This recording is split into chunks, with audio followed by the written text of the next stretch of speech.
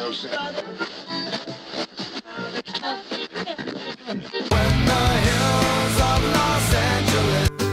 Angeles, I'm and most Hollywood nights.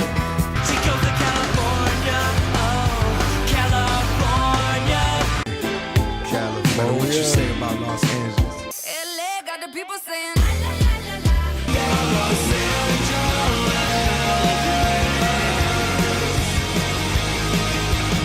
You're listening to Corner of the Galaxy on cornerofthegalaxy.com.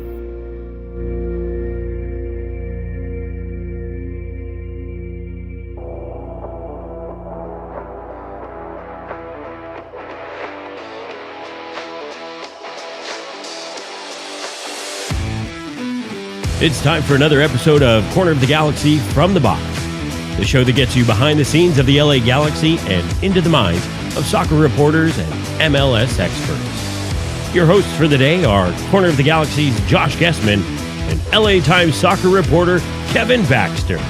Let's start the show. Hello, everybody, and welcome to Corner of the Galaxy from the Box on cornerofthegalaxy.com. I'm your host, Josh Guesman, coming to you on Monday, May 2nd. LA Galaxy 1-0 losers in Salt Lake over the weekend. We're going to talk about that game. We're not going to talk about the first half, though, because everybody was asleep during that half, including the LA Galaxy. We'll talk about their bus showing up late. That's fun.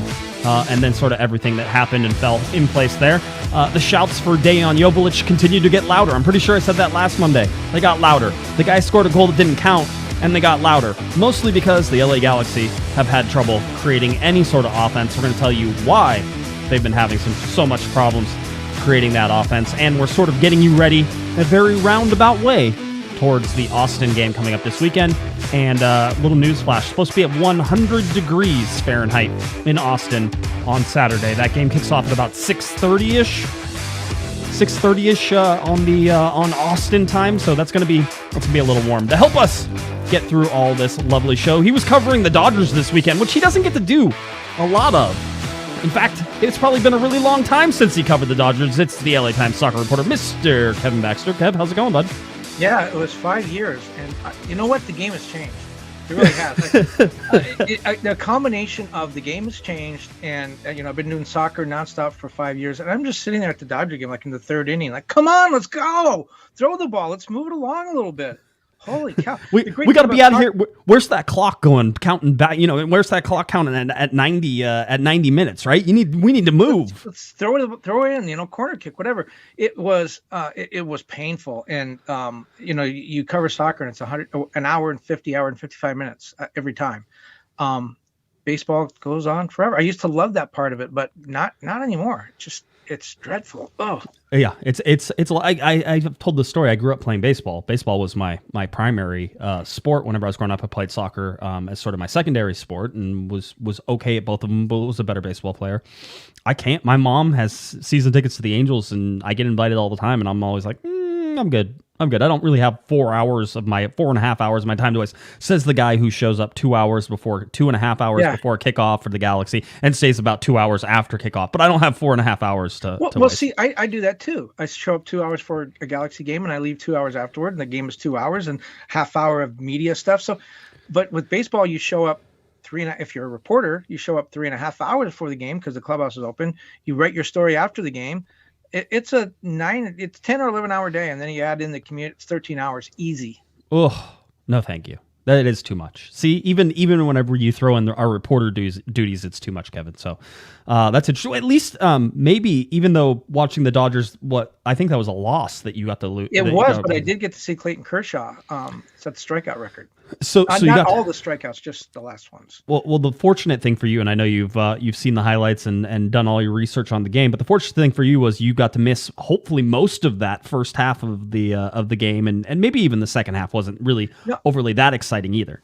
I saw part of it and I heard a lot of it driving to the game. But, the late bus, I think when they got off the bus, they forgot to bring the offense with them. It was like back in one of the overhead compartments. They just left it there. I think they left it at the hotel beforehand. No, it was interesting. Obviously, LA Galaxy lose 1-0 to Real Salt Lake, a 49th minute goal from Marcelo Silva. It was a set-piece goal, so 7 goals conceded by the LA Galaxy, Kevin.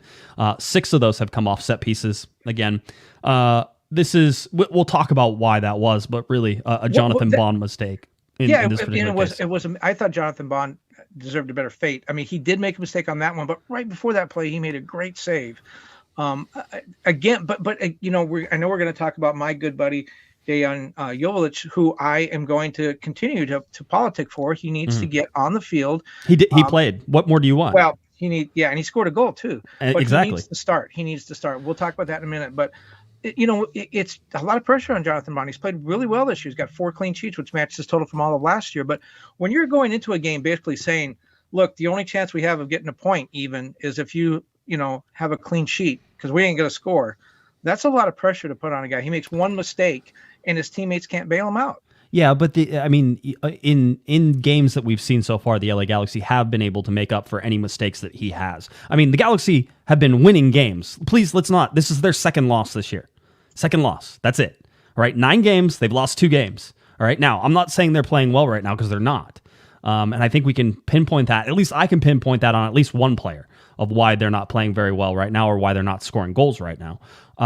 So you can look at that. But at the same time, the Galaxy really have done a great job in supporting Jonathan Bond so far. He faced 4 shots in this game, Kevin. 4 shots. That's it. Remember, you even brought it up. This was your argument last week, which was, last year he was facing like 12 and 15 shots, and he faced 4 shots this time. And one of those shots was absolutely great. He made a great save on. The other ones were easy for him, really, outside of the goal that was scored. There was one that near the end of the first half that he tipped over the bar. That was pretty good save, too. I mean, he played fine outside of the big mistake he had on the set piece. It was a corner kick. He came out. The Galaxy, per Greg Vanney, play a combination of between man and zone. So there's a combo in there. Some guys are marking man-to-man. Some guys are playing zone, okay? And so it looked like what happened was that Silva came in that second half. And listen, the first half was abysmal, okay? There was not a lot of anything happening for either team. RSL wasn't low blocking it. They weren't yet. They'd certainly started to really switch to a low block in the second half. But in that first half, they were still looking for places to exploit the LA Galaxy. So they were getting forward. They were trying to attack. They were trying to find spaces. And I think they had a lot of luck with it because the LA Galaxy could not pass, could not keep possession. Greg Vanney talked about it after the game and said, we gave the ball away needlessly so many times. And there's a whole bunch of factors that come into RSL anytime you play there, but you know what they are, right? The altitude is going to get you. The field is hard. It's kind of like playing on turf, but they have grass on it. That's basically, it bounces real hard. It's bouncy. If you watch any of the passes, the ball bounces. It's a place the Galaxy, Kevin, never, ever look comfortable.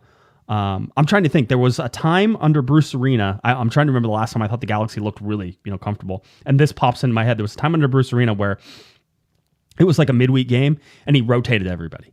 All right. And so it was all like the young kids out there playing. And I think the Galaxy went on to beat RSL like 3-1 or 3-0. And it was like they just ran right over them. And everybody's like, what is this? The starters aren't even out there. And the young kids are out there playing, balls to the wall, and they're scoring. And I feel like that's the last time I really felt like the Galaxy were ever comfortable in Salt Lake. Well, but let's talk there.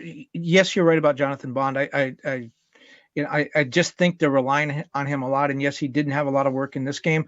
But, I mean, offensively, they scored 1 goal in 3 games. Chicharito hadn't scored since the very early in the game against LAFC. And that, to me, is the problem. And it came to me when I was listening to some of the post-game comments after LAFC's game. And Ryan Hollingshead talked about, look, the secret with LAFC, and we're not going to talk a lot about LAFC, but his point relates to the Galaxy. He said the secret with LAFC is they have so many weapons. Carlos Vela scored 1 goal since the first game, and yet that team is 7-1-1. Hollingshead said that no, they can't mark us. If they mark Vela, then Rodriguez scores. If they mark Arango, then Vela and Rodriguez score. The Galaxy don't have that. The Galaxy have Chicharito. Chicharito has 5 of their 10 goals. Only 4 other players have scored a goal, and then there was the own goal. Chicharito has 14 shots on target. Nobody else on the team has more than 5. Nobody else is going to score for the Galaxy. I mean, if you're an opponent and you look at the Galaxy and the way they play, you're going to take 10 guys and mark Chicharito and say, hey, Grandsir, good luck, take a shot. Nobody shoots. Nobody scores. Nobody converts. That's why I think you got a guy like Joveljic who does convert, who is a finisher, who does score, who is dangerous. And I know the argument is he doesn't play well with Chicharito, or they're redundant, or whatever. I don't. So I disagree with that now, right? Certainly seeing what they've been playing over the last couple of days where we've seen them in combination, I think Greg has done a good job of separating them from each other, right? You see that they're not covering the same space. Right. Yes. That's been the argument all along. And I just don't think it holds water. And even if it did, desperate times call for desperate measures. It's not desperate, though. Where are you? Where is desperate? One goal in 3 games? Yes, but where? 3 games? Yeah, and of which they lost 1 game. This is the whole thing. When did the Galaxy's offense stop getting goals? After the LAFC game, they had 2 in the first half. They haven't scored. They have multiple goals 3 times in 9 games. More than 1 goal in a 30-year game. So you're not going to win a whole lot of soccer matches that way. Right, but everybody knew that Chicharito was the main scoring threat through those first however many games there was up until LAFC. But he's going to be more effective if he doesn't have 10 guys. Agreed, but he scored 5 goals in the first couple of games. So again, everybody knows he's the primary goal scorer. Well, so I would argue that yes, they did score. He did score 5 goals, and if you remember, they scored 2 goals in that loss at Seattle. That was the 3rd game. Then they scored 3 goals in the 5th game, and in the 6th game they scored 2 goals. So the majority of their goals were in the first 6 games. Right. My argument to that would be, I think other teams looked around and said, "Hey, what about Grandsir? What about Costa? Maybe we should sort of pay attention to those guys a little bit." Now both those guys have proven they're not going to score. And what's going on with Raheem Edwards? I think that's another guy that opponents have said, this is the guy that's going to bring the ball up. Right. And then he's going to pass to the guy who's going to score. Let's take both of them out of the game. And Edwards had no response. Edwards had one of his worst games against RSL of all of the time. So you can sort of say, okay, I understand how that was. Listen, nobody on the Galaxy played well. You can't point to somebody who did. I'm not dumping on Edwards. No, I understand. He's had a great season. I just think that you're forgetting. The Galaxy offense is too predictable. You're forgetting the biggest part of all of this, of when the creativity stopped and when it stopped. Victor Vazquez. And Vazquez hasn't been playing and he hasn't been available. Now, there is something to be said about, how old is Vazquez now? 34? Is he 34 or 35? He's right in that range. I'll have to look it up. The chat room, the chat room will talk to us and tell us. But yeah, he's getting up there in age, right? It says a lot that you're basing, most of your creativity on Victor Vazquez, because here's the problem. Victor Vazquez is the only creator the LA Galaxy have currently that has done it with any sort of consistency for the time he's been with the LA Galaxy. Douglas Costa coming in was supposed to be some of that guy. He's not there yet, or he's never going to get there. Don't know yet. Cabral, not a creator, has never been a creator, but you're expected that the creator is supposed to find him, and then he's supposed to dish and get assists and stuff like that, and he's not doing that, so that's not happening. Efrain Alvarez, we talk about Efrain Alvarez every year, like this is going to be the year he breaks out. And true to form, Efrain Alvarez does the thing that he always does, which is create a godlike goal. Everybody loses their mind and says, this is the year. It's finally happening. Look at all the things that he's doing well. And you saw what happened in the RSL game whenever he's trusted with 1 creating or 2 finishing in any sort of, reasonable certainty. Because there are 2 players that had really good chances in this game that blew it. And Efrain Alvarez is number 1 on that list of being able to create chances and score. The Galaxy had, let's go ahead and, I'm trying to figure out which one I want to go to. Not the touches chart. I want to get to the expected goals chart. You see Efrain Alvarez has the highest of 0.31. I think that's probably over 2 chances, because he had the best chance of the game whenever he got played in on the right-hand side. Chicharito's not even on that list. He's not even on that list, right? Because opponents are taking him out of the game. That's my argument. Yeah, I know. It's flawed in the fact that whenever Victor Vazquez is in there, it doesn't seem to be a problem. But whenever he's not in there, then it is a problem. That's my whole case, is that Chicharito can certainly get open, and Chicharito can certainly score goals. And listen, leave that up there. That's so interesting. Eric Zavaleta was more dangerous than Chicharito. Correct. Yeah, you have to have a chance in order to be on the expected goals list, right? Julian Araujo gets on there. 0.04. Zavaleta had a header in the center of the box that sort of got him, and if he would have put it on a frame, it would have been a better chance on that, obviously. But look at this. Grandsir comes in, and he's a sub in this game, right? He comes in, and he has 0.19 expected goals. So he had more of an impact. And listen, the second half subs, this was all about the second half. 100% about the second half. Greg Vanney went in here and made 3 substitutions after RSL had scored, right? RSL scored in the 49th. In the 61st, Greg comes in here and he switches everything up. He gets Sasha Kleshin in with Eric Zavaleta coming out, right? This means formation change, by the way, whenever you start seeing some of these things. Grandsir comes in for Cabral. Cabral was anonymous much like Douglas Costa was anonymous. And then Douglas Costa comes out as well. You have 2 DPs that are coming out in the 61st minute. That's a problem, but we've been talking about that problem for a little while. You have Grandsir and you get Joveljic in. Vanney switches up the formation. What does he go to? He goes to a 4-4-2 in that second half, right? And what happens? All of a sudden, the chances start coming. Why? Well, you have more offensive players. And he also wasn't worried about RSL having any sort of possession and trying to sort of test the middle of the field or into the back, right? Because you lose a midfielder whenever you put Joveljic up and you know that you're not going to be playing defense as much. Joveljic, by the way, the team leader in chances. He comes on in the 61st minute and he gets chances created, Kevin, 3 chances created. And he did put the ball in the back of the net. Didn't count, but he did. Absolutely. And it was a great finish, too. It was exactly what you want. And so you have that. Look, chances created. Edwards. Chances created. Zavaleta, Delgado, Cabral. I mean, there's nobody there. I mean, one chance here, one chance there. And, one of those guys is certainly a sub on that. So you look at shots on target. Grandsir had 2 in his substitute appearance. You had Alvarez who had 1 and you had Costa who had 1. There are 4 shots on goal. Alvarez, if he has the right foot, buries a shot rather easily in the second half.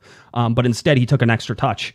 It is criminal what Alvarez has been trying to do inside the box whenever he gets deep in, which is always get on his left foot, always trying to score with his left foot, always trying to do something with it.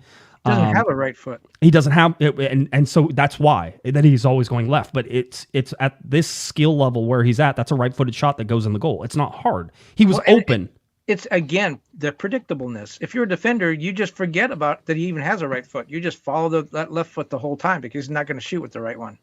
Yeah, I agree. It's you just shade him to the left. You're like, which way is he's going to go left? And listen, he can spin out and he can do stuff where he creates space for himself at the top of the box and he can curl left-footed shots and bread and butter. But Alvarez also has a horrible aim. It's like he's always trying to put every shot into this upper 90. And so I don't like it. The idea here is that Vanney did 2 things in the second half that generated offense, right? He went to a 4-4-2, which is why he brought Joveljic in, which is why Cabral comes out, right? Which helped, but it didn't get him to actually getting the ball in the back of the net. He eventually went to a 3-5-2, where he put Edwards and Araujo up, and he brought in Nick DePuce, that way they would have 3 center backs on the back line, and then they push forward even more, and that's eventually what got it open. What they're doing there is brute force. It's not really so much chance creation as it is we're going to flood the box with as many people as we can, so that way we overload this low block stuff. It's what they did against Nashville in the 4-4-2. It's what they do against RSL in the second half with the 4-4-2 and then the 3-5-2. Right? Okay, so if it works so great in the last 30 minutes, why not start the game that way? You know the answer to that. Don't make me say it. Just go. You know the answer. Just tell everybody that you're smart enough. I don't want to constantly sit here and be like, Kevin, because of defense. Because Greg Vanney wants to play defense. Because those 2 formations of the 4-4-2 give up something on defense. You're taking at least 1 player, sometimes 2 players, out of a defensive mindset whenever you switch into those. Joveljic does not play defense. So you're losing that. Chicharito does not play defense. He may track back every once in a while. Joveljic may track back, but they don't play defense. Grandsir, if you play him on the left side, will play defense.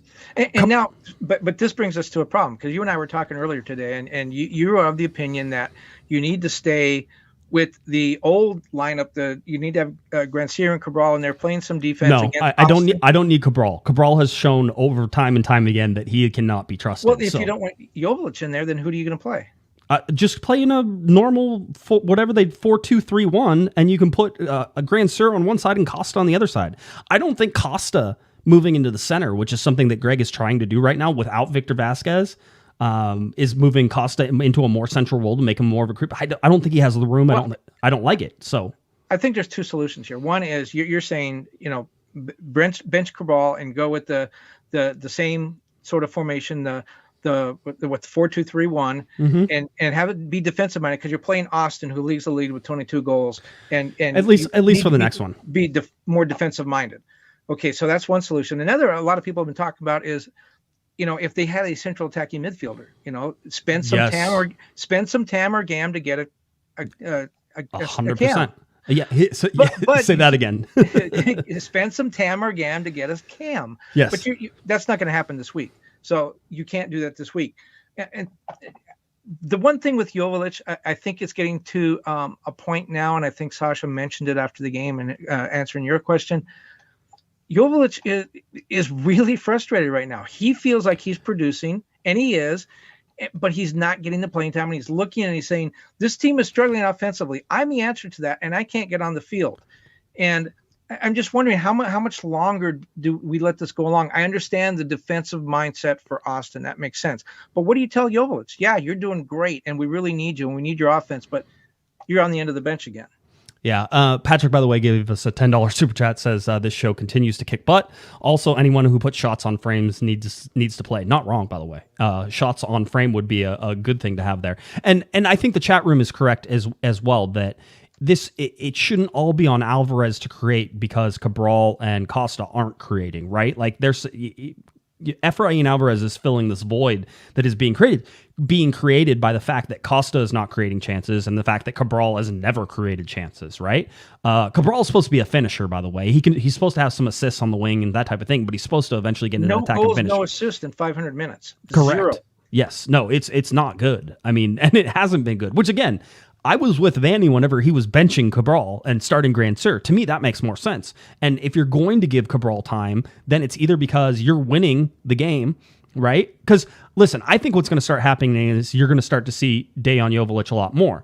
You're not going to see him start because the Galaxy aren't going to start in a 4-4-2, at least certainly not this week coming up, but maybe at home against Dallas, maybe that makes more sense. But you're going to see him getting more. He got 30 minutes in this game. Right? So he got 30 minutes to produce, and he created 3 chances. He has 80 minutes this season.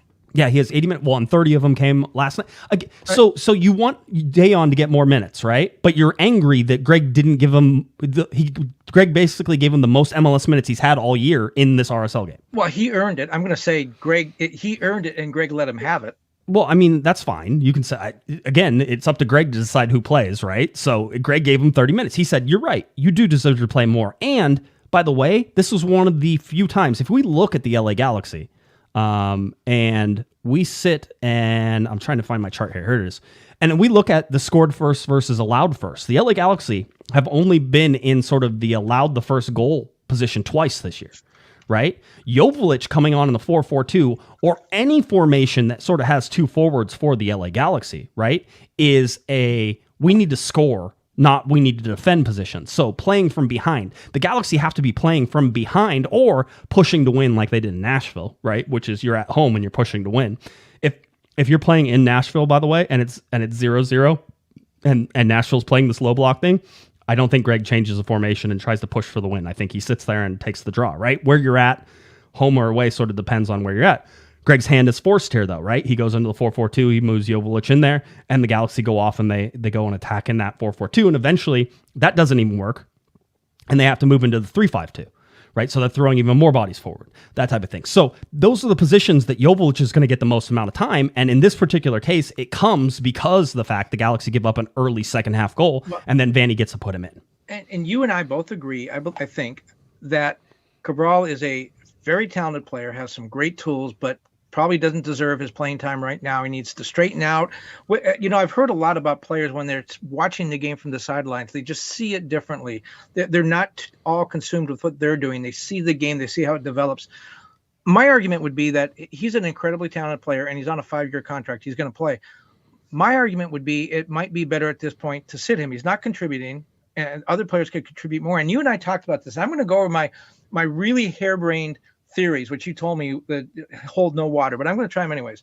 The first one is that Greg's the one that signed Cabral. He's the one that found him. He's the one that loves him. Greg just thinks he needs to be out there in the field. Greg believes he's going to do some good things, and he's going to keep playing him. That's his guy. That's right. One theory. The other theory that I brought up to you was that I'm wondering if Greg's being told to play him. And that theory works this way. He's a designated player. He's here for 5 years. Galaxy want to get their money out of him. They want to see him develop now rather than later because they want to get their investment back. Now, he's not a highly priced DP, but he is a DP. And so when you look back, you say, well, they're not going to tell Greg Vanney what to do. And that's what Dan Beckerman and everybody else says. We hire people and they make the decisions, and they're the soccer people. I don't tell them who to put on the stage at Stagecoach. Okay, fine. That's what he tells you. But when you go back in history and see how Dan Beckerman and Chris Klein have run this organization, they told Bruce Arena he needed to sign and play Giovanni Dos Santos. Bruce did not want Giovanni Dos Santos. They told Bruce Arena, the greatest coach in U.S. history, to sign and play Giovanni Dos Santos. Bruce didn't want Steven Gerrard, told him to sign Gerrard and play him. So if they're telling Bruce Arena what to do, it's not a leap to suspect that they might be telling Greg Vanney, we want to see this guy on the field. And remember, with Kurt Onafo, he never had a chance. I don't think any of those players or lineup decisions were one that he was fully invested in. I think he was told what to do. That's just a theory. I don't believe that one. I think the first one is probably more probable that Greg Vanney really wants to play him. But I just, when you see what happened with Bruce and you see what happened with Kurt Onafo, you just wonder, this guy's not contributing. Greg Vanney obviously sees it. Why is he still playing? I went and sort of looked at some of this 2022 season and looked at goals and assists per 90. And so we're trying to take that into account, right, of everything that's going on. And so we can look at Kevin Cabral. Well, that's pretty easy. He has 0. He doesn't have any goals. He doesn't have any assists in 500 minutes played. Douglas Costa's played just a little bit less minutes, by the way, in 8 games played and 6 games started. 463 minutes, has 1 goal, no assists, and he's at .19. By the way, the 1 goal, as Taylor Twellman rightfully pointed out after somebody had said Costa really doesn't have much going since he joined the LA Galaxy through his 8 games that he's played, was that 1 goal was a deflection off of somebody's head on a free kick, right? So that you can't even really say, oh, well, that was 100% a clean goal from Costa. So if you look at their goals and assists per 90 so far from combined 17 games played, 13 games started, 963 combined minutes, they have a .09 goals and assists per 90. It's very low. You want to go over to our friend Dejan Joveljic. What he's been doing through 7 games played, 80 minutes played, he has 1 goal and 1 assist, which gives him a 1.125 goals and assists per 90. If you look at Sam Grandsir, who has had 9 games played, 4 games started, 342 minutes, right? Much less than Cabral, by the way. And I think Grandsir has been the better player. 342 minutes, then he has 0 goals, but 3 assists. He's a 0.79. So if you add those 2 players together, guys who have been quote unquote more subs than anything, although Sam has had some starts, he had 4 games started in there, you get a goals and assists per 90 of 0.85. Okay? And the goals plus assists contributed to 4 goals. They only scored 10. Really 9 because 1 was an own goal. Yeah. And so, I mean, to me, what this is showing, and we've been trouncing down this. I understand what Vanney thinks he sees in Cabral. I understand why he wants to, I think, continue to play him and continue to work him. Because I don't think Cabral's going to go to the bench. Either it happens this game or it happens the next game unless he has some drastic thing. In my mind, I think even Greg has sort of had enough, and he's feeling the heat and the pressure from everything else. He sees that they're not creating. Now, when Victor Vazquez returns and likely returns against Austin, we'll sort of see whether or not the creativity comes back and the Galaxy suddenly starts scoring goals again. But in my mind, there's been no argument whatsoever that Grandsir shouldn't be starting over Cabral if you're going to stick in your base formation. Right. And there shouldn't be an argument about that. And somehow there seems to be with Greg right now, and looking at what Cabral gives versus what Grandsir gives. Right. And I just think Joveljic is more, he's proven he's more dangerous. And even if he doesn't score, having him on the field as somebody that opponents have to worry about and mark a little bit and is going to open things up for Chicharito. I think it's a good change all the way around. And you're right, he may not be in the starting lineup, but when you look at, he's getting an average of 10 minutes a game. When you look at it, I know he got 29 minutes this game, but for the most part, he's getting an average of 10 minutes a game. That's not really enough for a player of that plays his position, a creative player. Unless you're, again, an Alan Gordon we talked about last week, I think he needs a little bit more time on the field to sort of get into the rhythm of the game. I don't think 10 minutes is enough. Yeah, well, so 30 minutes was good enough. Well, I mean, yeah, that's great. And look, he scored, but it didn't count. I mean, so my argument has been is that you get Dejan onto the field more, right? And that means that you put him in the positions that he can succeed. Now, I've talked about how Greg likes to put him in, a 2-forward formation whenever the Galaxy are behind and they need to generate that offense. But there's another way to get, Dejan more minutes in these games, and that is to pull Chicharito in games, right? We talked about Chicharito having around 2,000 minutes this season, right? We said, hey, around 2,000 minutes probably seems pretty good. The dude has not played 90 minutes almost every single. He's had a couple games where he got pulled a couple minutes early, but other than that, he's been straight up. He played in the U.S. Open Cup game, for crying out loud. That I don't think was a good decision. Well, I mean, I don't think it hurts him, and the Galaxy were winning at that point, and I think he just ran around. But yeah, I'm with you. I don't know why you put any more minutes on his legs and do that. By the way, Chicharito, I think, was down in Mexico actually doing in Guadalajara with the kids thing. Yeah, which was with Herbalife and the LA Galaxy and all that fun stuff, right? And so he did that. He went to see his parents. I don't know. I mean, you would imagine if you're in the neighborhood, you should probably stop by, Yeah, right? have Mom and dad would lunch. probably be like, hey, hey, come to this thing, mom and dad. Then we can have lunch afterwards. Or whatever. they saw it on his Twitter feed and said, "You were here and you didn't see us." But the bottom line is that Chicharito, listen, somebody asked me today, do you think the Galaxy re-signed Chicharito? And I said, I think there's a pretty good chance right now just based on how it is. I go, especially if he's healthy. And I go, and that's sort of a trap in my mind. If Chicharito stays healthy this entire season, Kevin, there's all of a sudden this expectation that he's going to be healthy again. And I don't know that we can think that he's going to be healthy for any entire season or any season after that, right? So it's kind of a trap that if Chicharito stays healthy this entire year and has a really good goal scoring record, even if he scores 17 goals like he did in 34 games, still that's a lot of goals, and that's good enough. And the Galaxy are going to want to be like, yeah, we're going to re-sign him, but you're also sort of playing this Russian roulette with it, which is, you know, that he could be injured at any time. And that's the same thing with Costa too, right? Is that you are expecting injuries from these guys. And excuse me. And sometimes even when they don't get injured, that's sort of, it's almost like an outlier, right? Oh, they're not getting injured. Oh, but usually they would be during this time. And so you get to be reliant on these guys. I mean, right now, if Costa got injured again, I'm not sure the Galaxy would miss him, but some of the fact is that we don't exactly know what Costa is bringing to the table yet or what he's capable of. He had an injury. He was late to preseason, and Greg's still trying to work him back into, fitness and be ready and have him available for all these games and more minutes. Well, there's a couple of templates. I'll give you a breather so you can go die over there. You take a look at the Costa contract. We still don't know what it's worth, but we know it's a year and a half. So that's what they signed him for. And that was a player where you had some concerns. Is he injured? Is he healthy? He's not going to take a year contract. The player's not going to. His agent's not going to. You don't want to give him a 2-year contract because you don't know if he's injured or not. That 18-month deal was the sweet spot. It worked out really well. That's exactly what LAFC is doing with Carlos Vela. They don't know if he's healthy, but his contract runs out in June. So they're not going to sign him for a year because he's not going to take that. They got the 18-month contract. He'll be there through 2023. He's going to take a pay cut, but he's going to be there through 2023. You don't have that advantage with Chicharito. When he finishes his contract, first of all, he's older than both of those players by a year. But when he finishes his contract at the end of this year, it's like he's probably not going to take a 1-year deal. You can't give him an 18-month deal because it expires in the middle of the season. It's going to be a tough negotiation. I'm sure the player and his agent are going to ask for 2 years, and the Galaxy are going to come back and say, we'd like to do this 1 year at a time. And I think that's where it breaks down. It's not going to break down so much over the money. It's probably going to break down over the length of the contract. Yeah, very well could. And listen, I think that in some ways, Joveljic could be a striker of the future for the LA Galaxy. I'm not saying he would be a direct replacement for somebody like Chicharito. He's 22. He's 22. I mean, you were talking about a kid who could be on the rise, and this could be more long-term for everything. Now, listen, let's pump the brakes a little bit on Joveljic just in terms of where he's at. There is a lot of this, and I said it before. It's like the backup quarterback syndrome in the NFL, which is whenever your quarterback isn't playing well, put in the backup. Like it's that. There's a lot of that with Joveljic, but there are some numbers to back him up as well. The goals and assists per 90 right now for the LA Galaxy, Dejan Joveljic 1.03 according to FBref. Okay, 1.03. I think they also count his time in the U.S. Open Cup in this as well. So he's at 1.03.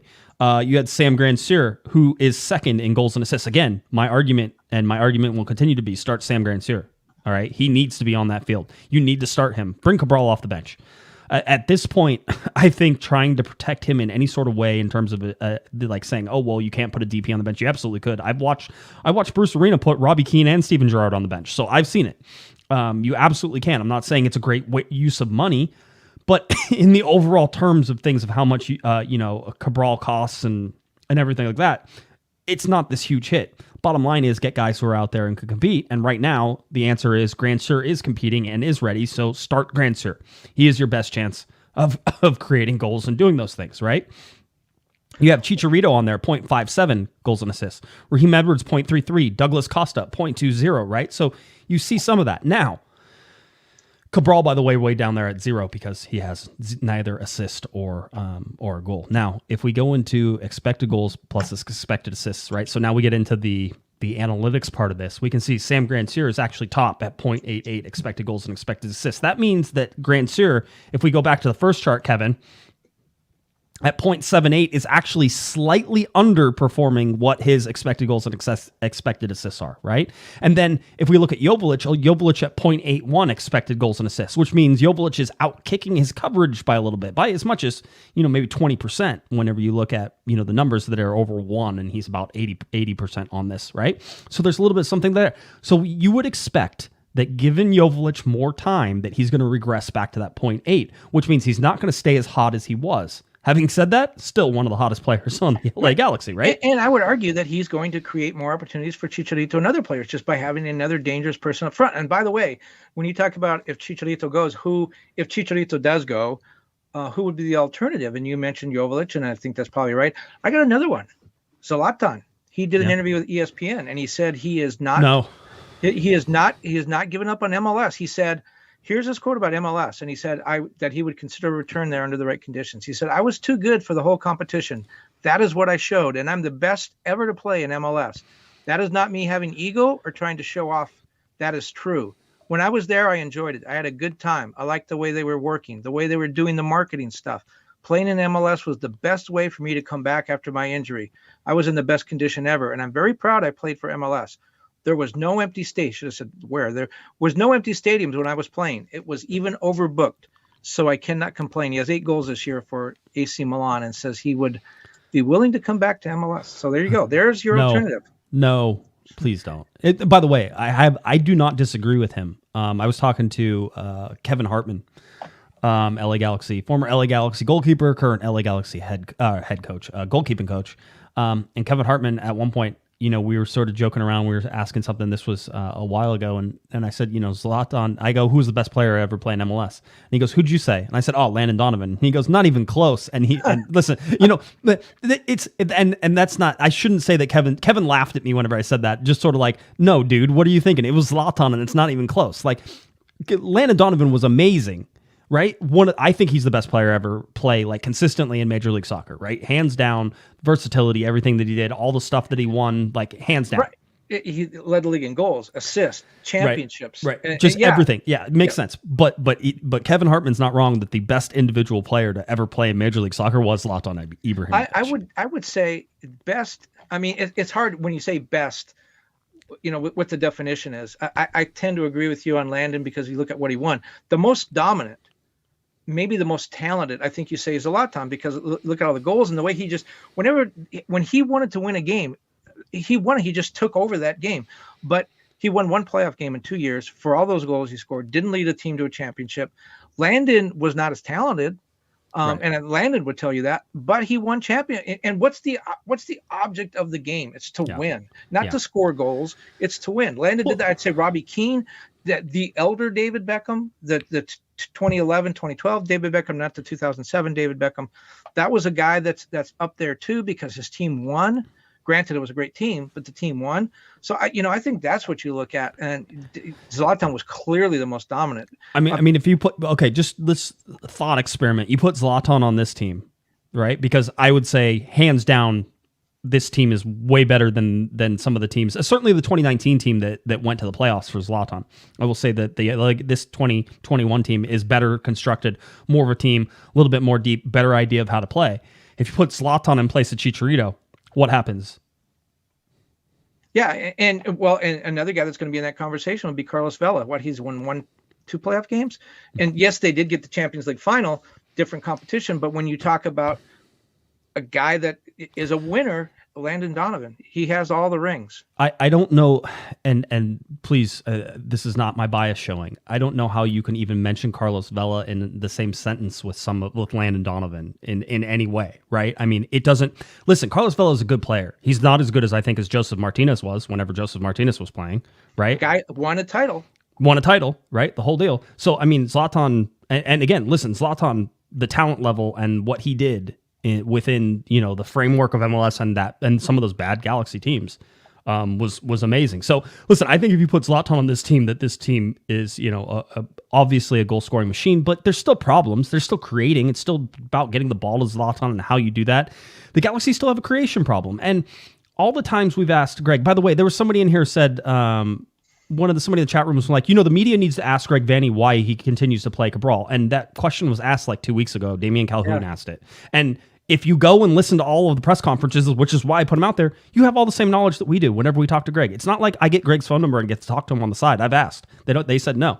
Because especially whenever I ask about injuries before games, I'm like, why isn't this person playing? They're like, well, you have to wait to talk to Greg. I said, Greg, give me his phone number. I'll call him right now. I need to know now why this guy isn't playing. We can ask Greg about it in detail afterwards, but everybody's asking right now, right? So all the information that we get and all the questions we have, I mean, you know, we don't, and you wouldn't either. This is my thing. Everybody in here has puts their big boy pants on whenever they think they're like, if they were going to talk to Greg Vanney, they think that they would be like, hey Greg, why are you so stupid and why do you keep playing Cabral? It's like, no, you wouldn't. You have to think of good ways to answer those questions, and Greg is fine with that. You're able to challenge him as long as you ask a good question, right?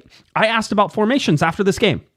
It was the biggest thing to me, which was the Galaxy weren't creating in the standard formation. Then you bring Dejan on, you switch into a 4-4-2, and all of a sudden things start to create. And then you switch it again, you go into a 3-5-2. You did everything you needed to do in order to create chances, and you came up short. But the bottom line was that without Victor Vazquez in there, a more brute force sort of attack is needed, right? Something has to change because you're not creating the chances. I mean, Right. You have to create chances. You have to convert chances. I will get on Efrain Alvarez from not converting one of the few chances. I'll get on Sam Grandsir, by the way. Sam Grandsir needs to put the ball in the back of the net. That's the thing that's missing for him. And if he wants to establish himself against a Kevin Cabral, put the ball in the back of the net. He may have some assists, and that's good. He needs to put the ball in the back of the net. He had a prime chance to tie that game. Efrain Alvarez had a prime time chance that game.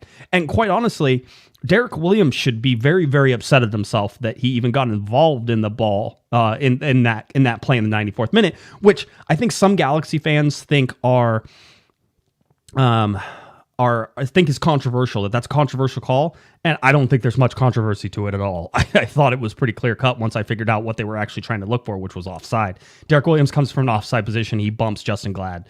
Glad goes up for the ball. I don't know if Glad would have got to the ball or not. The problem is that if Derek Williams just stays where he's at in an offside position and passive offside and he doesn't do anything, and then we could have seen whether or not that ball gets to Dejan, then Dejan buries it and nobody says anything because Williams wasn't involved in the play. Yeah, there's a good chance that he scores that goal if Williams is on the sideline getting a drink and just rather than in the middle of the play. He probably scores. But you know, the guy in the chat room is right. We need to ask the questions and we get the opportunity to, and I think the fans count on us to do that, and it's our responsibility. We need to ask the questions like Damien did. Why is Cabral still playing? And then we can come in here and say Alvarez sucks and Grandsir is not playing well and maybe he should go to the bench. But where I differ is I'm not in training every day, and I'm not in the discussions that Greg is in. And Greg knows things. First of all, Greg knows a lot more about soccer than we do, but he also knows things about this guy's got a little bit of a knock. This guy is not getting along with this guy. This guy's fighting with his girlfriend, whatever it is. There's stuff that we don't know. And so it's fair to ask the question. Where I stop there is, if I were smarter than Greg, I would be the coach. I'm not the coach. Therefore, I'm not smarter than Greg. So I'm going to ask the questions, but I'm not going to be one of those guys that goes, oh, Greg Vanney's an idiot. He should do things the way I would. I don't know what he knows. Yeah. It's interesting because one of our listeners says, Ronnie goes, how much money does the Galaxy have to get another midfielder? And the bottom line is they have a max TAM spot. Now, the May 4th, I think, is the official trade deadline cutoff for the first window. The Galaxy, to my knowledge, aren't going to do anything, and I don't expect them to. The thing is, and this is one of the things that has been playing out, is Greg, anytime we'd ask him about reinforcements, would always talk about defensive midfield. He would always talk about left back. He would talk about places where they're thin. The problem is that as we're going along here, I think we're starting to figure out that the Galaxy have a creativity problem. They have a cam problem, right? And if that means moving guys like Efrain Alvarez to the bench, and you're bringing in somebody at a max TAM deal at $1.6 million, they can come in and create maybe as a 10 or as a false 9 or something in that way. They can create those chances. Then that's most beneficial to the LA Galaxy right now because it's their biggest thing they're lacking. And I think that if you tried to figure that out in the offseason, you would have said, oh, they got Victor Vazquez, oh, they got Douglas Costa, oh, they got Efrain Alvarez. They have plenty of guys to create chances. And that hasn't been the case. And I think that's what we're learning. So I think waiting has allowed the problem to rise to the surface. Right. Well, and Greg was talking just a couple of weeks ago about we were getting rumors of a center back that might be coming. I think Greg's moved on from that. I hope he has. I think he's moved on. They don't need a center back. They don't need an outside back. Well, they do. I mean, in a perfect world, you'd have a 60-man roster. They don't have that. Where they need help is a creative role in midfield. And if you say that guy is Victor Vazquez, yes, Victor Vazquez is 34, whatever it is. Larry Morgan, not on Twitter, said he's 81, but I really think he's 81. But he's in his late 30s. He doesn't have probably a ton of time left. He's already injured. He's having injury problems. Again, bringing somebody in now at that max TAM level, $1.6 million. That's a guy who is going to be here not for 6 months. He's not a rental. This is a guy that's going to need at least an 18-month contract. So you're saying you'll be here next year. It's a perfect opportunity for the Galaxy. Victor Vazquez will not be back, I don't think. The injury problems and all that. If he comes back, he's going to be in a Sasha Kljestan role. But we need Sasha Kljestan, by the way, probably doesn't come back after this year. This is probably his last year. Yeah, I think he might come back as a coach. That would be cool. Yes, that I can see. But my point is, you're not going to get a guy on the max TAM deal for 6 months. It's going to have to be an 18-month contract at minimum. Mm-hmm. Can the Galaxy handle that? Yes, because they're going to have that same need next year when Victor Vazquez isn't even in camp, much less injured. Right. So it's a perfect opportunity. Unfortunately, I don't think they can they're not going to add him by May 4th. No. Whoever they get would be in the summer transfer window. July, so, yeah, mid-season. But it's a great opportunity. You've already identified that problem. You know it's going to be a problem next year because of the way your roster is put together. We've identified the problem. Now go out and you got money to solve it. The big issue there is that you have a DP in Costa who may not be what you wanted, and now you're going to have him for basically 2 years because you have him on a loan through 6 months, then a year and a half, right? And so you're going to put him together with that. That may be a problem. You have Cabral as a young DP who is not producing and not showing, so that's a hole on the roster. 5 years, 4 more after this. Well, 3 more after this. Yeah, 3 more after this. I think Costa is done after 2023. It was a 2-year total deal. So it is 6 months and then a year and a half. Okay. All right. So that's the total. So basically they have a year and a half left once the 6-month loan is up this summer. And we did on this show predict that Costa may not be the player that he was rumored to be, that he was going to struggle a little bit. And we've been right in the Galaxy kind of. We'll see. This one's too early. This one's too early. It's only 9 games, right? And he had an injury in there and he had a late start. So there's still chance for him to develop into something. I'll tell you right now, don't play Costa in the middle. There's not enough room in there for him. I like him much better on the wing. So again, find somebody in the middle. Now, that probably gets solved a little bit with Victor Vazquez coming back. But again, Vazquez is not going to be able to play 90 minutes, and he can't play 90 minutes. So you're going to have to sub somebody in there. Going down and look at some of the LA Galaxy 2 players, which is sort of where you're at this point, right? Because you need to dig in and you need to find somebody who's doing it. Johnny Perez had 2 assists and a goal in a 3-0 win over Phoenix, right? What about Marky Mark? What about Marky Mark? First of all, Mark Delgado, and he's still playing. He gets to play in that. Could he move up into that central? No, I wouldn't. Okay. I don't think he's a creator. I think he's fine box to box. I think he's a little more shaded on the defensive side, just like Revelison's fine box to box, but more defensive. You need somebody on that offensive side. So I don't know. I mean, the answer is, look at Johnny Perez. The answer is look at Daniel Aguirre. While both of those guys are a little more box to box and a little more offensive sort of thing, we saw Aguirre play really well in the Open Cup. We saw Perez play pretty decent in the Open Cup as well. They're having success down at Galaxy 2. Maybe they need to get some more minutes and maybe they get a chance. I think Aguirre could be sort of a hidden playmaker. It's not a risk because I don't think there's anything to lose. If you put somebody in there like Aguirre and he doesn't perform, well, then it's like the same as you have on the field whenever you have Efrain, Alvarez, and Costa and Cabral in there. So, wouldn't it be funny if a guy like Aguirre or Perez came up and said, "Yeah, you're better than Douglas Costa for this role"? I mean, listen, Douglas Costa isn't a goalkeeper, right? Jonathan Bond is a better goalkeeper, right? But I mean, it's like that type of thing. Somebody up from Galaxy too. Well, I would imagine that is it Jonathan Gonzalez who's the the LA Galaxy 2 goalkeeper, right? I would imagine he's a better goalkeeper than that. If they brought him up, he would be a better goalkeeper than Costa. I mean, like, there's just in different positions, guys are different, right? Costa, I don't know where Costa's best position is. I don't think he has the speed right now to be like an all-and-out outside winger, but I like whenever he cuts in and he inverts, so that's not horrible. With Grandsir, the speed on the left-hand side, I like that. I think they create options in there, and then Vazquez being able to come in and pull in and out and sort of do his thing on creation.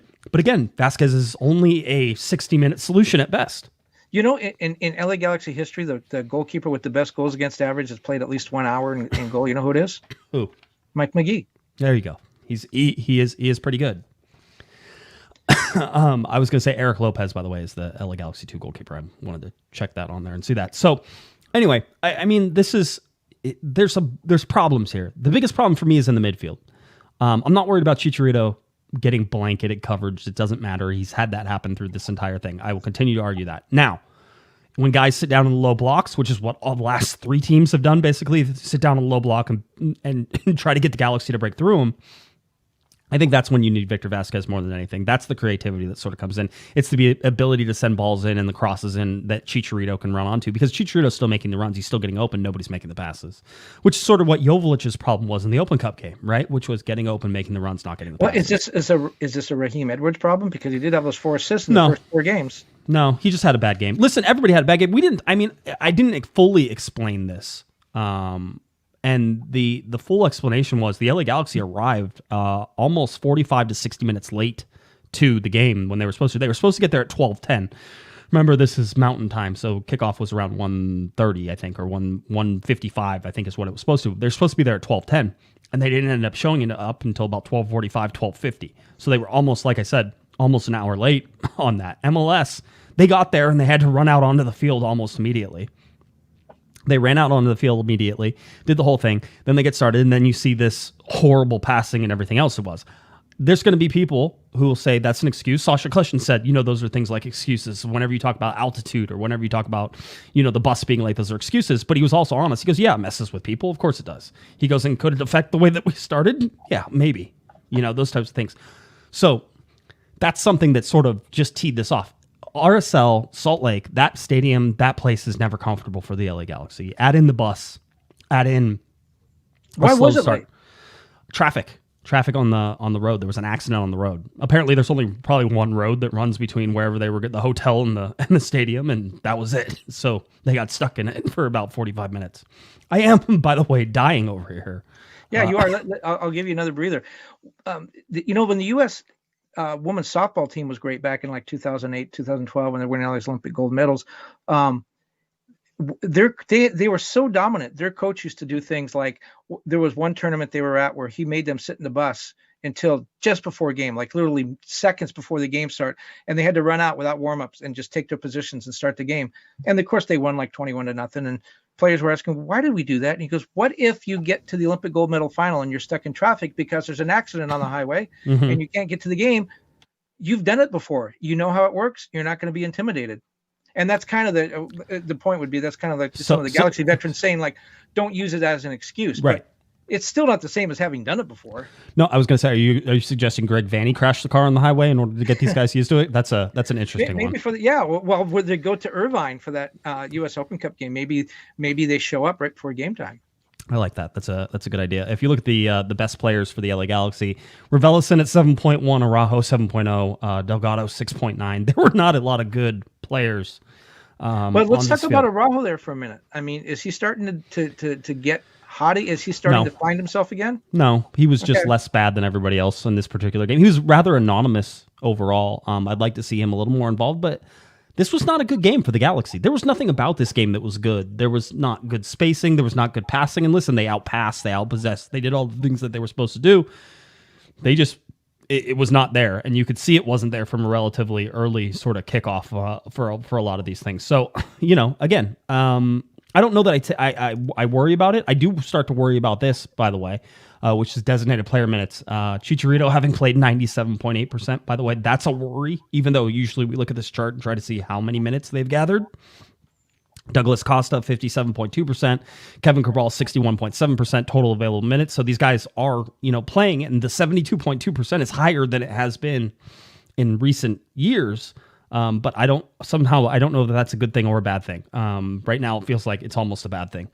I'm trying to think if there's any other charts.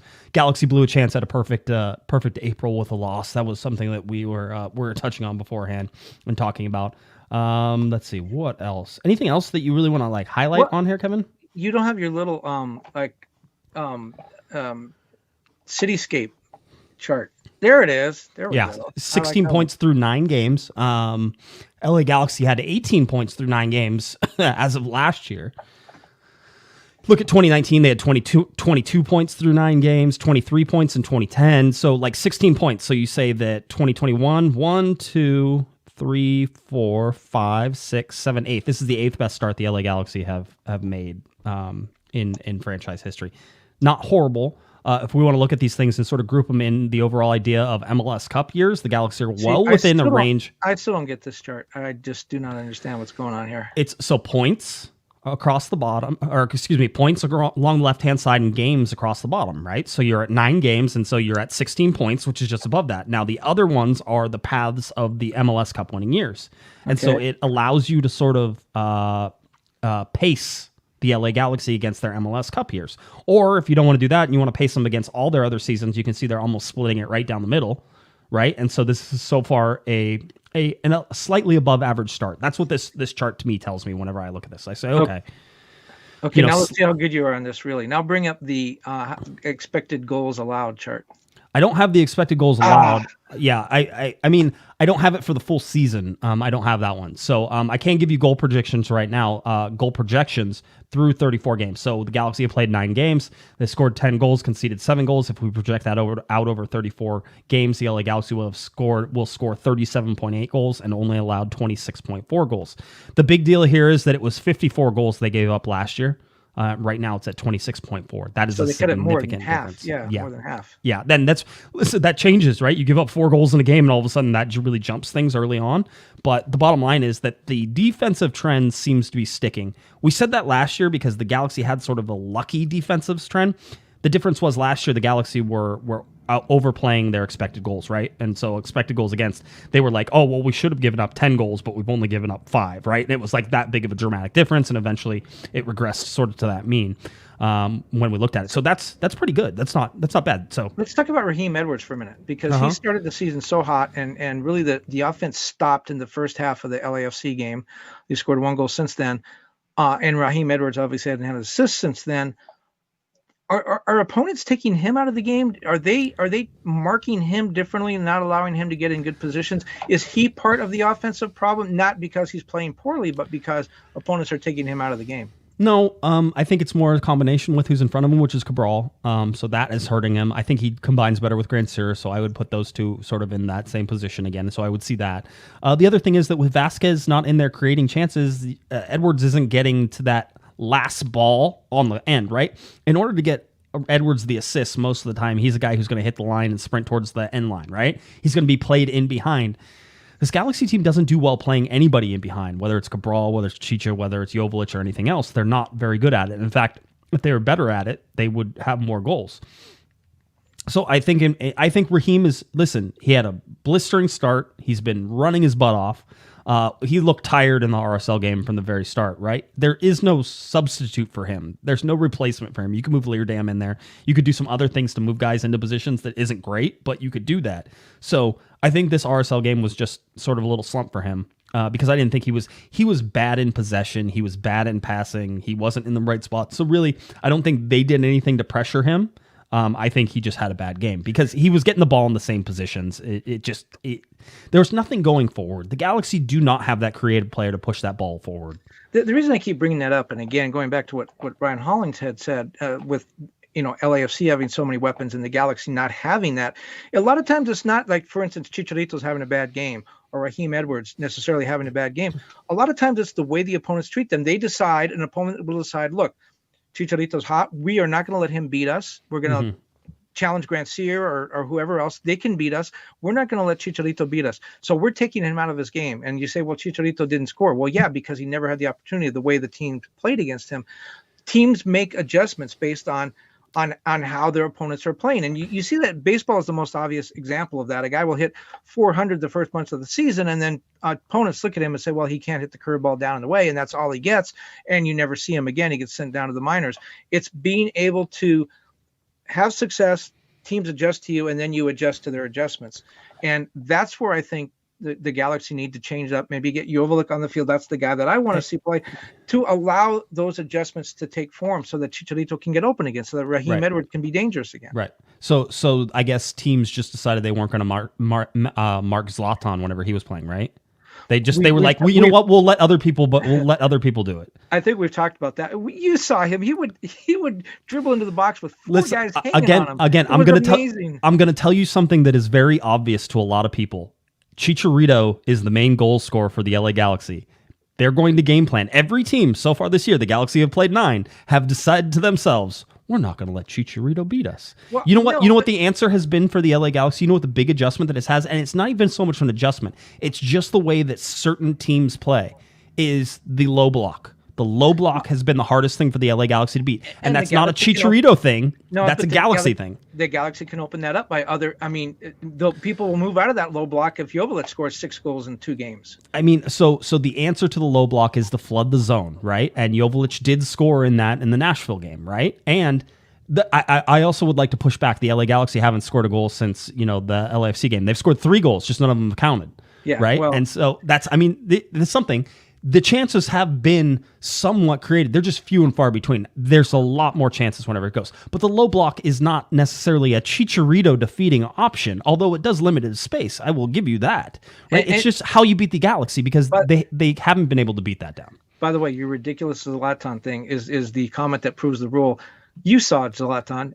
Everyone tried to beat him. He literally dribbled into the box with guys hanging on him. And Chicharito is the all-time goal scorer for the Mexican national team. Do you think that there has ever been a time when a team said, you know what, we'll let Chicharito beat us? Oh, they had Chucky Lozano. They had Vela. They had a lot of other options. Yes, but who was the top leading scorer in the Mexican national team? It was Chicharito. This has been a thing for his entire life. Do you think whenever Chicharito deked the Portland defender on where he almost fell down and he scored the goal, do you think it was because Portland was like, we're just not going to let Chicharito beat us? Or they were like, you know what, we'll allow him to have this better one. example. I'll give you a better example of a game I actually saw. 2018 World Cup opening round game, Germany against Mexico.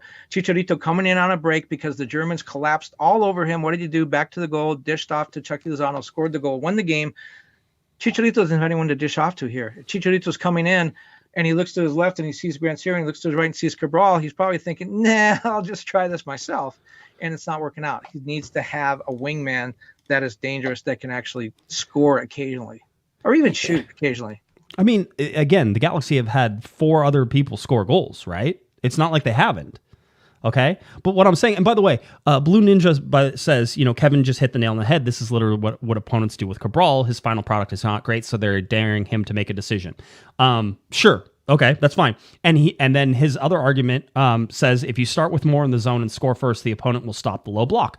100%, which is why the LA Galaxy have the record they do whenever they score first, which is to pull people out of zones and to do that. Now, the problem is that goes both ways.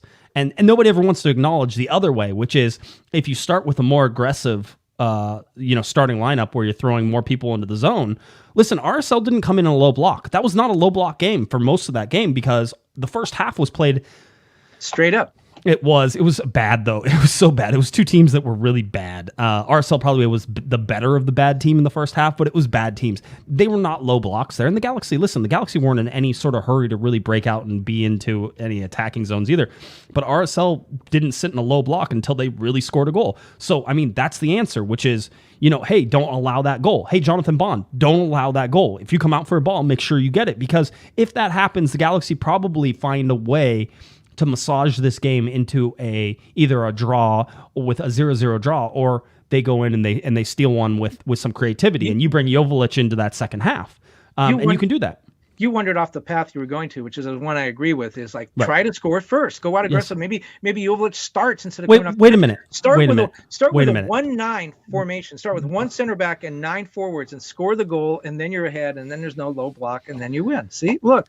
When they score first, they win. Start LA with Galaxy a 1-9 have formation. Yes. The LA Galaxy have 7 times this season scored first. 7 times out of 9 games they have scored first, and they lost 3 games. By the way, I said they lost 2 games. They lost 3 games: the Orlando game, the RSL game, and the Seattle game.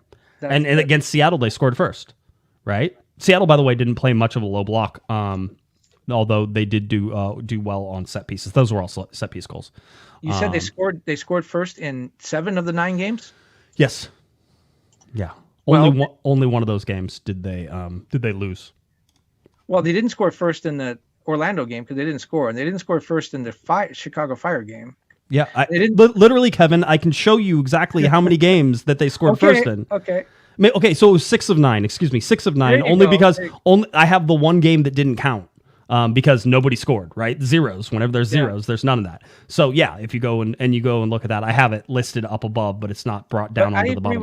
I agree with the argument you almost made, which was maybe they should be more aggressive at the start because then you're playing from behind more. Yeah, and you take teams out of that low block, and then it's an even up game. Good. Go back to last year.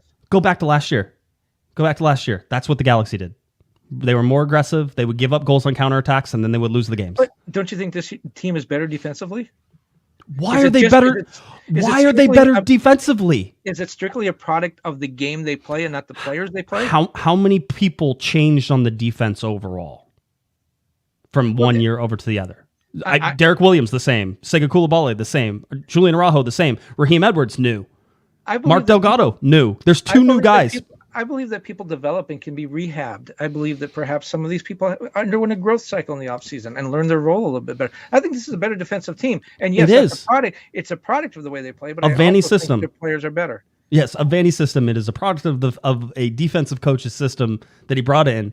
That's why they are a better defensive team. But everybody, and I'm against this, right? And now I think that there's ways to do it and moments to do it, and Greg Vanney says sort of the same thing. Here's the thing. I will disagree with the coach whenever I see something that tells me something differently, right? I think he sees, and so do I. Joveljic is the hot hand right now. You need to play him more, right? So he got 30 minutes, more minutes than he's gotten all year, right? And you needed him to play because you were playing from behind. The situation's lined up and you got Joveljic playing. 100%. There's no argument. It's like, what, you wanted Joveljic earlier? And that, to me, that doesn't make as much sense because the Galaxy weren't in trouble earlier. Right? They didn't need to press. They didn't need to give up the defensive side of things, right? Until a mistake on a set piece cost you.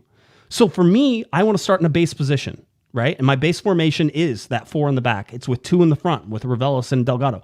Give me those 6 players in their normal spots where they're at. All right. Then you can sort of mess with some things. Costa coming inside, Costa staying outside, Victor Vazquez coming in there, Grandsir, Cabral over there, right? Chicharito up top. But again, pull Chicharito. Stop giving them so many minutes. All right, it's going to catch up to Greg. And by the way, Joveljic is going to get a lot of playing time whenever Chicharito gets hurt, which is what happened last year, right? So all of these things are going to build into each other. But I am of the opinion that you start in the base formation and that you work from there, and that defense first is not a horrible way to be. All right, certainly not right now. Get Victor Vazquez back and then get a Cam in the summer and see if you can create, because you have the ability to create within this system. And you have wingers like Grandsir, who I think are good. And you have... We'll see about Costa. Let's say he needs time. I think you got to give him more time. Right? So the whole deal. By the way, there is no doubt that you could go more aggressively if you wanted to, but the Galaxy have been more aggressive and they lose a lot of those games whenever they do that. Right? So I mean, if the idea is to get teams out of the low block and to score first, I think it behooves the Galaxy to be a little more aggressive from the start. You don't play Chicago again. You play Nashville one more time, so you're going to have a low block there, right? Austin's not going to low block. Right? Dallas isn't a low block team. You don't understand the things that conspire to just happen. RSL does not play in a low block unless they score first. Right? And so they scored first on a mistake. Right? That really, when you look at it, maybe they shouldn't have had.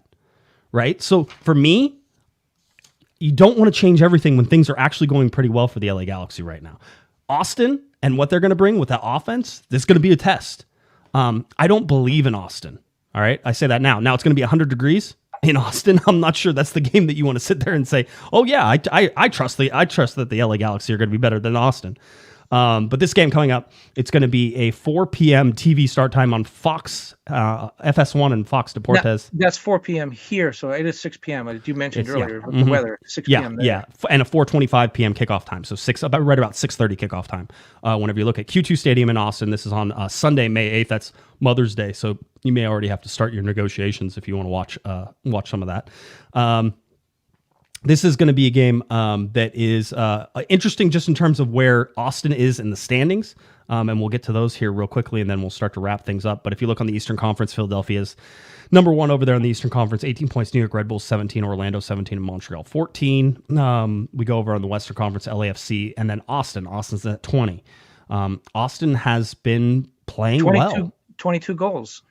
22 goals, yeah. 22 goals for. The big deal is that 8 goals against, right? The LA Galaxy, 7 goals against. You have Austin with 8 goals Austin against. has the best goal differential in MLS. Yeah, they do. But I will say this, that I've looked sort of at some of their stats on their XG, right? Their expected goals, and they are not creating all those chances. They are way outperforming that. So again, we've seen that similar to sort of starting that regression and sort of coming back. But I have a friend in Austin, which I know will surprise you that I have a friend, but I do have a friend in Austin who is a Austin season ticket holder, I believe. And anyway, he follows the team very closely.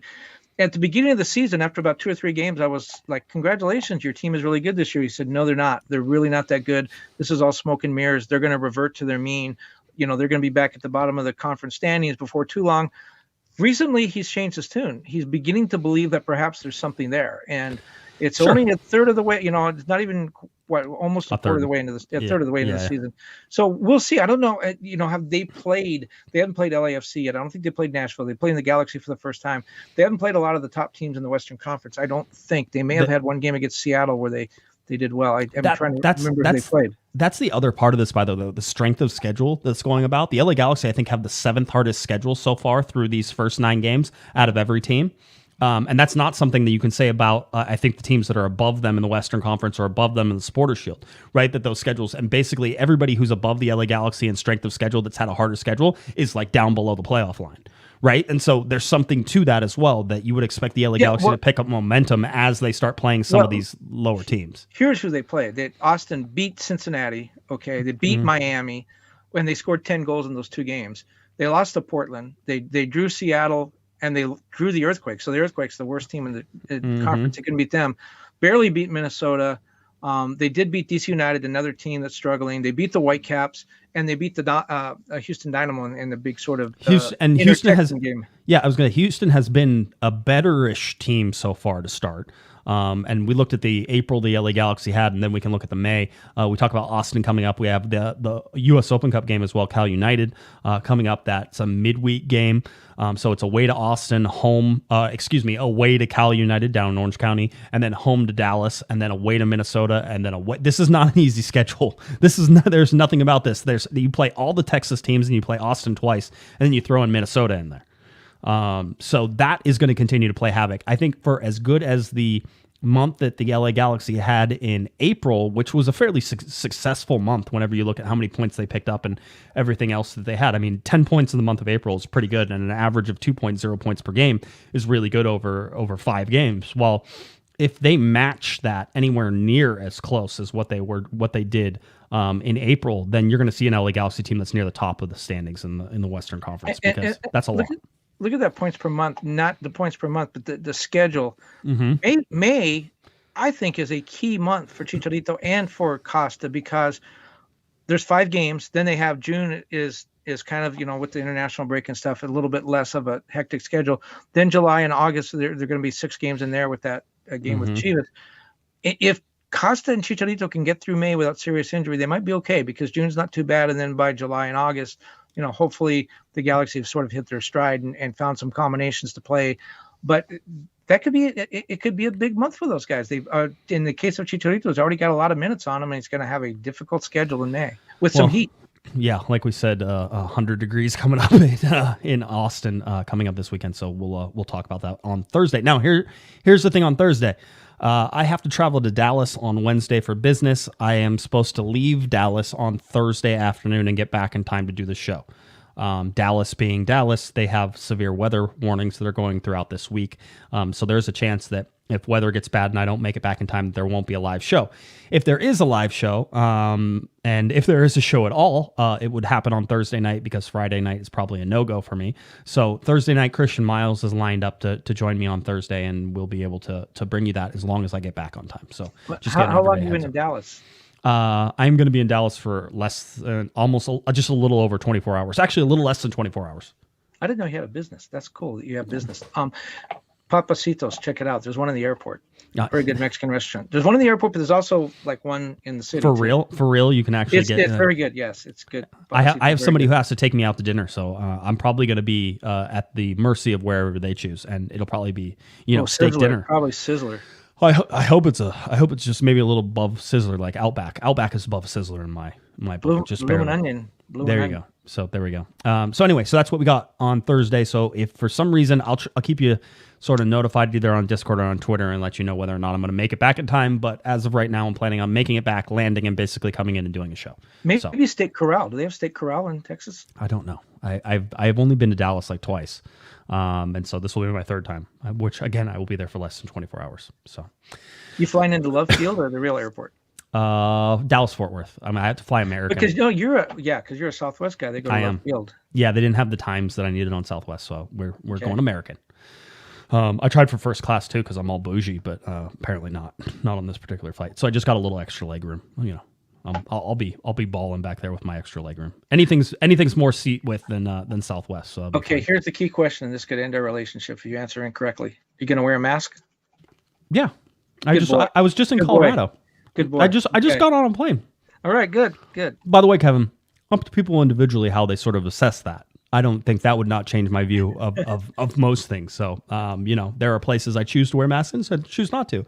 My take on it is that when we are at a relatively lower count, I am going to take advantage of not having to wear a mask. That way, whenever the count gets higher again, I will put my mask back on and not be totally burnt out from it. You go back and forth in the press box, and so do I. So do I. I'm outside in the press box. I'm only around 2 or 3 people air. in the press box. It's like, yeah, okay. You know what was funny? At the Dodger game, we had to wear the mask in the clubhouse. Right. But we didn't have to wear the mask when we went out in the dugout, which players are still around. Right. And, of course, we didn't have to wear it in the press box. I kept mine on the whole time. I was the only guy that did, because why not? It makes you look better anyway. I thought, yeah, it does look on me. Yeah, as much as you can cover up. But I thought that was funny. In the clubhouse, the players and the team officials didn't have to, but we did. But then when we went to the dugout with the same players, I guess because it's open air, we didn't have to. No, it's basically just people drawing up rules that don't necessarily match the science behind it. But yeah, who's making these rules up? Just like, it is what it is. All right, I think that does it. Anything else? You good? Besides, play Joveljic for 90 minutes every game. That's my strategy. I think starting with the 1-9 formation. The good news is that you will have a lot of backers for that. If it's Team Panda versus Team Pato right now, there are a lot more people on Team Panda because they're like screw it, just play offense. I don't care if we lose 7-3. It'll be great. It'll be fun. I'll enjoy it. It'll be more fun. That's your side. Anybody on my side should be scared that they agree. With them. Yes. Yeah. See, that's what I usually say. I can't believe people would ever agree with you. All right. If you're looking for Mr. Kevin Baxter on Twitter, head on over to @KBaxter11 and then go ahead and follow him there. And then LATimes.com for all of Kevin's soccer writing. Sometimes he does baseball and hockey and some other stuff there as well. So follow him covering the Kings, I think, coming up here next week. Here, go Kings. Woo, there you go. Go Kings, go. By the way, I think the playoffs are happening right now as we were even doing this. It started tonight in Edmonton. There we go. So there's going on. If you're looking for me on Twitter, it's @JGuesman, JGUESMAN, and of course @Galaxy Podcast. Head on over to cornerofthegalaxy.com where you can find all of our podcasts, all of the press conferences, all that fun stuff is right there, cornerofthegalaxy.com. All right. For Mr. Kevin the Panda Baxter, I'm Josh Pato Guesman. You've been listening. You've been watching Corner of the Galaxy from the box on cornerofthegalaxy.com. Have a great one, everybody. You've been listening to the Corner of the Galaxy podcast on cornerofthegalaxy.com. You can follow the show on Twitter and Instagram @Galaxy Podcast. And be sure to check out and subscribe to iTunes, Stitcher, and Facebook by searching for Corner of the Galaxy. Fans, we thank you for listening, and we ask that you be kind and courteous to your neighbors as you leave the podcast. We thank you for joining us and look forward to seeing you again. Until then, I'm Michael Araujo. And on behalf of the entire Corner of the Galaxy crew, goodbye, everybody.